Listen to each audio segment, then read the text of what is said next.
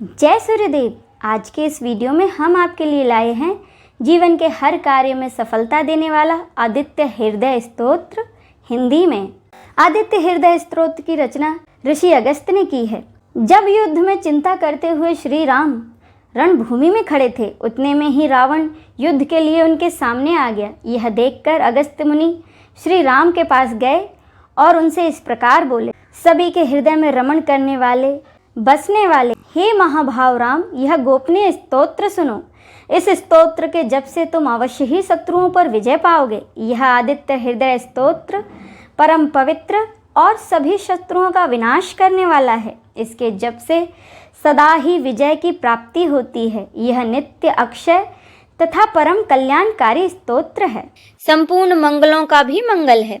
इससे सब पापों का नाश हो जाता है। यह चिंता और शोक को मिटाने वाला तथा आयु को बढ़ाने वाला उत्तम साधन है। भगवान सूर्य अपनी अनंत किरणों से सुशोभित हैं। ये नित्य उदय होने वाले देवता और असुरों से पूजनीय हैं। विवस्वान नाम से प्रसिद्ध प्रभा का विस्तार करने वाले और संसार के स्वामी भुवनेश्वर हैं। तुम इनका ऋषिमते नमः, देवासुर नमस्कृताय नमः, भास्कराय नमः, भुवनेश्वराय नमः इन नाम मंत्रों के द्वारा पूजन करो। संपूर्ण देवता इन्हीं के स्वरूप हैं। ये तेज की राशि तथा अपनी किरणों से जगत को सत्ता एवं स्फूर्ति प्रदान करने वाले हैं। ये ही अपनी रश्मियों का प्रसार करके देवताओं और असुरों सहित संपूर्ण लोकों का पालन करते हैं। ये ही ब्रह्मा, विष्णु, शिव, स्कंद, प्रजापति, इंद्र, कुबेर, काल, यम, चंद्रमा, वरुण, पितर, वसु, साध्य, अश्विनी कुमार, मनु, वायु, अग्नि, प्रजा, प्राण, ऋतुओं को प्रकट करने वाले तथा प्रभा के पुंज हैं।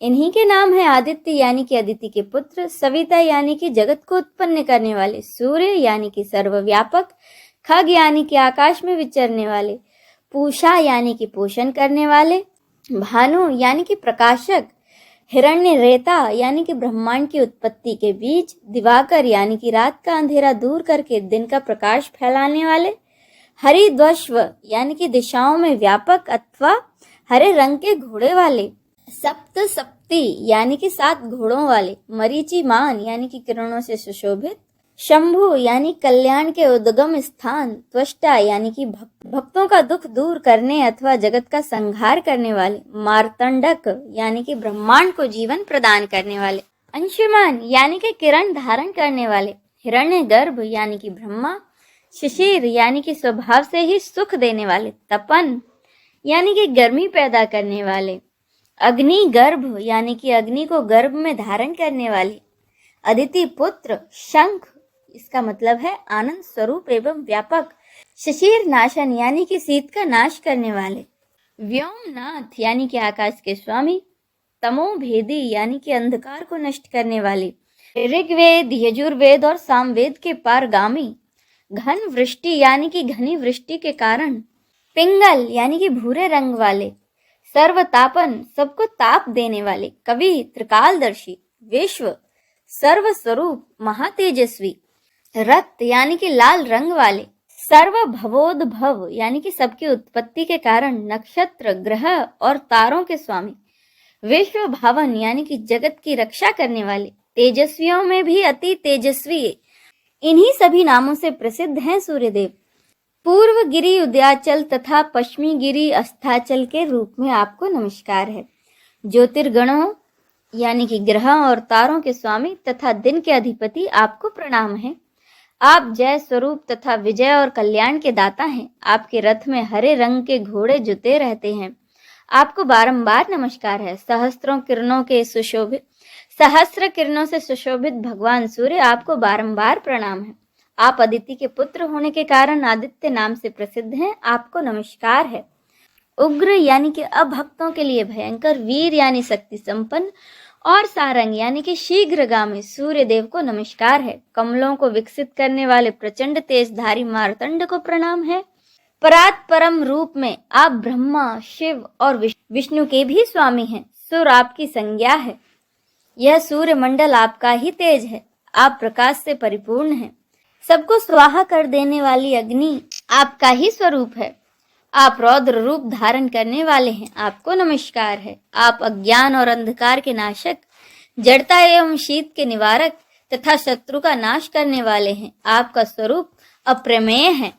आप कृत गणों का नाश करने वाले हैं, संपूर्ण ज्योतियों के स्वामी और देव स्वरूप हैं, आपको नमस्कार है। आपकी प्रभा तपाए हुए स्वर्ण के समान है। आप हरि यानी कि अज्ञान का हरण करने वाले हैं और विश्वकर्मा यानी कि संसार की सृष्टि करने वाले हैं। तम के नाशक, प्रकाश स्वरूप और जगत के साक्षी हैं, आपको नमस्कार है। रघुनंदन, ये भगवान सूर्य ही संपूर्ण भूतों का संहार, सृष्टि और पालन करते हैं। ये ही अपनी किरणों से गर्मी पहुंचाते हैं और वर्षा करते हैं। ये सब भूतों में अंतर्यामी रूप से स्थित होकर उनके सो जाने पर भी जगते रहते हैं। ये ही अग्निहोत्र तथा अग्निहोत्री पुरुषों को मिलने वाले फल हैं।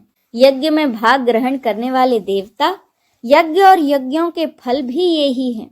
संपूर्ण लोकों में जितनी क्रियाएं होती हैं उन सब का फल देने में ये ही पूर्ण समर्थ हैं। राघव, विपत्ति में, कष्ट में, दुर्गम मार्ग में और किसी भी भय के अवसर पर जो कोई पुरुष इन सूर्यदेव का कीर्तन करता है उसे दुख नहीं भोगना पड़ता है। इसीलिए हे रघुनंदन, तुम एक चित्त होकर इन देवादि देव जगदीश्वर की पूजा करो। इस आदित्य हृदय का 3 बार जप करने से तुम युद्ध में विजय पाओगे। महाभाव, तुम इसी क्षण रावण का वध कर सकोगे। यह कहकर अगस्त जी जैसे आए थे उसी प्रकार चले गए। उनका उपदेश सुनकर महातेजस्वी भगवान श्री रामचंद्र जी का शोक दूर हो गया। उन्होंने प्रसन्न होकर शुद्ध चित्त से आदित्य हृदय को धारण किया और 3 बार आचमन करके शुद्ध हो भगवान सूर्य की ओर देखते हुए इसका 3 बार जप किया। इससे उन्हें बड़ा हर्ष हुआ। फिर परम पराक्रमी रघुनाथ जी ने धनुष उठाकर रावण की ओर देखा और उत्साहपूर्वक विजय पाने के लिए वे आगे बढ़े।